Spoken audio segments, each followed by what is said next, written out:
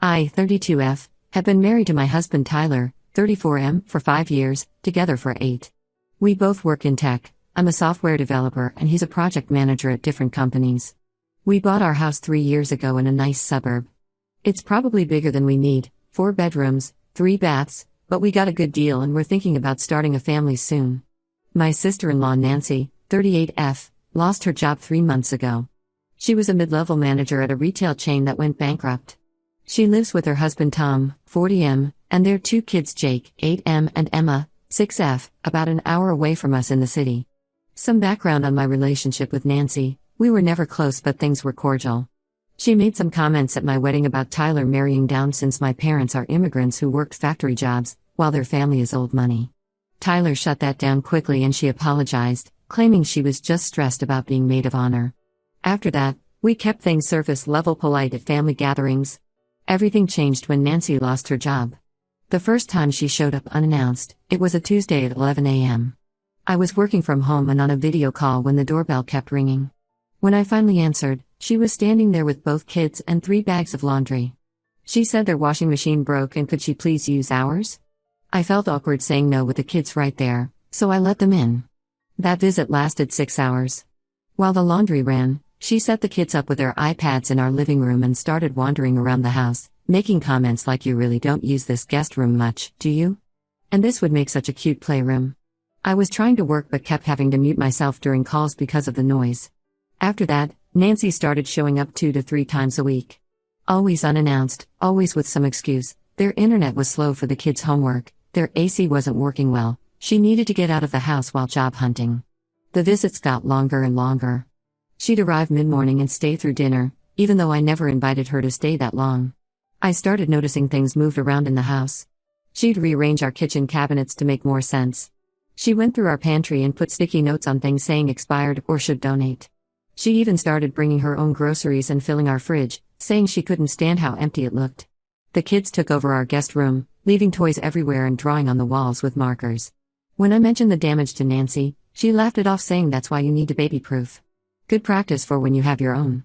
I later overheard her telling the kids they could pick their own colors when we redid the room. I tried talking to Tyler multiple times. At first gently, "Hey, maybe we should set some boundaries about visit times?" Then more directly, "Your sister is making me uncomfortable in my own home." But he always defended her, "She's family. She's going through a rough time. The kids love coming here. You're being too sensitive." Nancy started making more comments about their financial situation. How their rent was highway robbery. How Tom's salary barely covered basics. How the kids deserved a better environment. She'd sigh heavily looking at our empty bedrooms and talk about how wasteful it was for 2 people to have so much space. I started working from coffee shops on my WFH days just to avoid them. When I was home, Nancy would barge into my office without knocking, asking to borrow things, printer paper, stamps, even my laptop charger. She'd stand behind me looking at my screen, asking about my salary and if my company was hiring. The final straw happened last week. I had an important client meeting so I stayed home despite knowing Nancy was coming over. I was in my office with the door closed when I heard them upstairs. Our bedroom is up there and it's always been an unspoken rule that guests don't go into private spaces. I went to check and found Nancy in our walk-in closet, taking photos and videos of everything. The kids were jumping on our bed and going through my jewelry box. When Nancy saw me, she quickly tried to hide her phone, but I caught a glimpse of the screen. She had been recording a video narrating everything in our closet. I completely lost it. I demanded to know what she was doing in our private space and why she was recording. She got defensive, saying she was just showing Tom some organizing ideas and getting inspiration for their next place. When I pressed her about why she was narrating the video, she started crying and saying I was attacking her. I told her to get out immediately. She tried arguing but I was done. I said I wasn't comfortable having someone in my house who thought it was okay to invade my privacy and secretly record my personal space. She started sobbing dramatically about how family helps family and blood is thicker than water. I called Tyler at work and told him what happened. He rushed home but instead of backing me up, he defended her. He said I was overreacting and she probably just wanted decorating ideas. That's when I snapped. I told them both to get out of my house. Nancy left with the kids, crying and telling them Auntie doesn't want us anymore. Tyler stayed at his parents' house that night. Since then, his whole family has been attacking me. His mom called saying I'm heartless for not supporting family in crisis. His dad texted that Nancy's just going through a rough time and needs understanding. Even Tom called to say I'm tearing the family apart. Tyler came back the next day saying I need to apologize to Nancy. He says I'm being paranoid and cruel to his sister when she's vulnerable. But my gut tells me there's more going on here than they're admitting. I don't trust her anymore and I refuse to let someone violate my privacy like that. Ida for putting my foot down? I feel like I'm going crazy with everyone defending this behavior. Edit, thank you for all the support. To answer some common questions, yes, I have cameras but only outside the house. No, we never gave Nancy a key but she knows the garage code. Yes, I've already changed it. Update 1 first, thank you everyone for the support on my original post. Things have gotten much worse, and now I understand why Nancy was really recording our house. The day after I kicked them out, I started getting weird messages from people I didn't know on Facebook. They were asking things like when is the move-in date? And are you still selling the master bedroom furniture? I ignored them at first, thinking they were scams. Then my neighbor Susan came over. She seemed hesitant but said she needed to tell me something. She'd been in a local Facebook moms group with Nancy, who had been posting regular updates about her new home, our house. Susan showed me screenshots of Nancy's posts going back months. Nancy had been telling everyone that Tyler and I were moving abroad for work and had agreed to let her family take over our house. She'd been posting those videos and photos she took, giving virtual tours, and asking for decorating advice. She'd even started a GoFundMe titled Help Us Move Into Our Forever Home with photos of our house. I was still processing this when Tom's cousin reached out. He works at their apartment complex and warned me that Nancy and Tom had used my name as a reference when they got an eviction notice. They told their landlord they were voluntarily leaving because they were moving in with us. They'd shown the videos as proof they had somewhere to go. The real bomb dropped when I got a call from Tyler's parents' financial advisor. He was an old family friend and felt ethically obligated to warn me. Nancy and Tom had filed for bankruptcy last week. They're over $100,000 in debt from online gambling and shopping addiction. They'd been borrowing money from family members for months, claiming medical emergencies for the kids. When I confronted Tyler about all this, he broke down. He admitted he knew about their financial troubles back in January. Nancy had begged him to convince me to let them move in. She said they were about to lose their apartment and the kids would be homeless. Tyler knew I'd say no immediately, so he encouraged her visits hoping I'd get used to having them around and eventually agree. That's why he always defended her behavior. He was part of the plan all along. He actually suggested she bring the kids more often because he thought it would soften me up. He knew about the Facebook posts and GoFundMe but thought Nancy would take them down before I found out. I packed my bags that night and went to stay with my best friend Amy. I couldn't stand looking at Tyler knowing he'd been manipulating me for months. He keeps calling and texting, saying he was just trying to help his sister and didn't think it would get this out of hand. He claims he realized it was wrong but didn't know how to stop it without everyone finding out. His parents are somehow even worse. They called yesterday saying I'm being selfish and immature by leaving. Apparently Nancy and Tom are now staying with them and it's very crowded. They suggested we could work something out where Nancy's family takes the upstairs bedrooms and helps with bills once they get back on their feet. When I refused, his mom actually said, "Well, what did you think would happen when you bought such a big house? Of course family will need to use the extra space sometimes." She implied I was showing my lack of class background by not understanding how family estates work. I've contacted a lawyer to discuss my options. The GoFundMe raised over $8,000 using photos of my house and false claims about my husband and me. Nancy's still telling people we promised them the house, and some distant relatives are apparently planning to help them move in next month. Tyler's now saying he'll do anything to fix this, but he still thinks I should consider letting them stay just until they find something else. He doesn't seem to understand that this isn't just about the house anymore, it's about months of lies and manipulation from my own husband. His family keeps trying to make me the villain, saying I'm heartless for not helping family in their time of need. They say I'm overreacting to a few white lies Nancy told out of desperation. Tom's even tried claiming the gambling was a one-time mistake and they've learned their lesson. But I found out they took out 3 new credit cards last week. They're still gambling and hiding it from Tyler's parents. They have no intention of addressing their real problems, they just want to band-aid it by moving in with us and probably bleeding us dry too. I've blocked everyone except Tyler and my lawyer says not to delete any of Nancy's posts or messages as we might need them. I don't know if my marriage can survive this level of betrayal.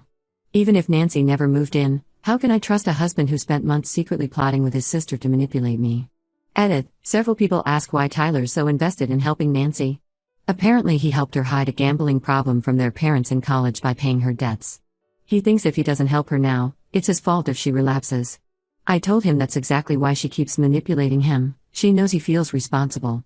Update 2 Yesterday I had a meeting with Nancy and Tom at my lawyer's office. We insisted on having it recorded since they're still telling people I promised them our house. What came out during this meeting was more disturbing than I imagined. When my lawyer presented evidence of their social media posts in the GoFundMe, Nancy initially tried to deny everything. She claimed her accounts were hacked or people had misunderstood her posts. But when we showed her the videos she'd taken in our house, complete with her narrating things like "This will be Jake's room once we move in, and we'll replace this ugly furniture," she broke down. Nancy admitted she and Tom had been planning this move for over 8 months. Their gambling didn't cause their financial problems caused them to start gambling, hoping for a big win to fix everything. When that didn't work, they deliberately ran up more debt and stopped paying rent. They thought if they could make themselves and the kids actually homeless, Tyler and I wouldn't have the heart to turn them away. The videos of our house weren't just for their landlord or the Facebook groups. Nancy had joined multiple home renovation and family living communities online where she posed as me. She told people she was a wealthy tech executive looking to share her blessing with her struggling sister-in-law's family. She'd been getting advice on how to convert our home office into a classroom for homeschooling her kids. Tom finally cracked under questioning and revealed their debt is actually closer to $200,000. They borrowed money from basically everyone in the family. Tyler's parents gave them $50,000 from their retirement fund believing Jake needed emergency surgery. Tom's parents mortgaged their house to lend them $30,000 for what they claimed was a down payment on a new home. They even scammed Tyler's elderly grandmother out of her savings by claiming Emma had a rare illness. The most shocking part was learning about Tyler's involvement. When my lawyer asked why they thought this plan would work, Nancy smugly said because Tyler promised it would. She showed us text messages going back over a year where Tyler had been advising her on how to handle me. He suggested bringing the kids over more, making comments about the empty rooms, and slowly moving their things in so I'd get used to them being around. There were messages where they discussed what would happen after they moved in. Tyler told Nancy they could wait a few months and then suggest I convert my home office to a playroom since I probably wouldn't want to work from home with the kids around anyway. They planned to gradually make me so uncomfortable in my own house that I'd start staying at my parents' place more often. The reason for Tyler's bizarre loyalty came out too. Back in college, Nancy had a gambling problem and stole money from their parents' business. Tyler helped her cover it up by taking out student loans to repay the money before anyone noticed. She's been using that secret to manipulate him ever since, threatening to tell their parents he helped her steal from them if he stopped supporting her. I filed for separation the same day. Tyler showed up at Amy's house that night, crying and claiming he could explain everything. He said he never thought Nancy would actually go through with moving in, he was just telling her what she wanted to hear to keep the peace. When I showed him the text about making me uncomfortable in my own home, he tried to say Nancy had manipulated those screenshots. His parents called too, but now they're singing a different tune. The truth about the emergency surgery money came out and they're facing delayed retirement. They wanted to know if I could help them track where the money went since I work with computers. I blocked their number. Tom's parents are trying to force Nancy into gambling addiction treatment by threatening to press charges over the mortgage fraud. The kids are staying with them temporarily while everything gets sorted out.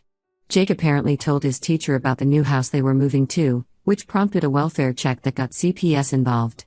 Tyler keeps swinging between begging for forgiveness and accusing me of abandoning his family when they need me.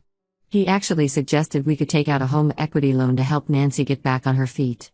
When I refused, he said I was being cruel making his parents lose their retirement over this when we could easily help. I've moved all my important documents to a safety deposit box and frozen my credit. My lawyer is drafting divorce papers and we're documenting everything for potential legal action over the fraud. I feel like I'm watching a decade-long con finally fall apart, and I was just the latest target. Edit, to people asking why I didn't notice the signs earlier, Tyler handled our finances since he had an MBA. I've learned an expensive lesson about financial independence in marriage. Update 3: The divorce was finalized last week. I thought I'd feel sad, but mostly I feel relieved. These past 6 months have revealed so much more about the family I married into. After my last update, I had my lawyer do a thorough investigation of our finances. What we found was staggering. Tyler hadn't just been helping Nancy, he'd been systematically draining our accounts for years. Over $100,000 from our joint savings had gone to Nancy and Tom in small transfers, carefully timed to avoid triggering any alerts. He'd even taken out a second mortgage on our house without my knowledge by forging my signature. Tyler's parents had to sell their house. The $50,000 they gave Nancy and Tom wasn't even the full extent of it. They'd also been paying their credit card bills for months, thinking it was for Jake's medical treatments. They're living in a small apartment now and had to go back to work despite being in their 70s. Tom's parents lost their house too. The $30,000 mortgage they took out snowballed when they discovered Nancy had opened credit cards in their names. They're staying with Tom's sister and talking about bankruptcy. Their retirement savings are completely gone. Nancy and Tom are facing criminal charges for fraud. The GoFundMe scam caught the attention of the FBI because they'd done similar fundraisers in 3 other states, always targeting different family members with fake medical emergencies. They're looking at serious prison time. The kids are with Tom's sister now. CPS got involved after investigating the welfare check from Jake's school. They found evidence of neglect. Nancy and Tom had been leaving them alone for days while gambling at casinos in neighboring states. Jake was actually the one who recorded some of those house tour videos, which broke my heart. Tyler finally admitted everything to our marriage counselor. He'd been covering for Nancy since they were teenagers. Their parents were strict about grades and behavior, so he helped her hide things, bad report cards, sneaking out, stealing money. It evolved into a lifelong pattern where he felt responsible for protecting her, even at the cost of his own relationships. The final straw came when I discovered Tyler had listed our house for sale behind my back. He was planning to sell it and use the money to pay off Nancy's debts, assuming I'd eventually understand it was for family. When I confronted him, he still tried to defend it, saying I was being selfish for not wanting to help his sister avoid prison. I sold the house myself instead. After paying off the secret second mortgage and setting aside money for legal fees, I had enough to buy a small condo in another state. I started a new job last month and I'm slowly rebuilding my life. Tyler's family is still in denial. His mother sends weekly emails about how I destroyed their family by not standing by them in their time of need. She claims if I had just let Nancy and Tom move in, none of this would have happened. She doesn't understand that enabling them would have just prolonged the inevitable. Nancy still tells anyone who'll listen that I promised them our house. She showed up at my office last month, crying about how I stole her children's future. Security had to escort her out. The videos of our house are still circulating in certain Facebook groups, with people commenting about how cruel I am for going back on my word. I've gone completely no contact with all of them. Changed my number, deleted social media, moved to a new city. Some mutual friends say I'm being harsh, that families should stick together. But I've learned that family isn't an excuse for fraud, manipulation, and theft. Tyler sent me one final email after the divorce was final. He said he realizes now that he sacrificed our marriage to enable his sister's addiction. Too little, too late. Some people won't change until they hit rock bottom, and I refuse to let them drag me down with them.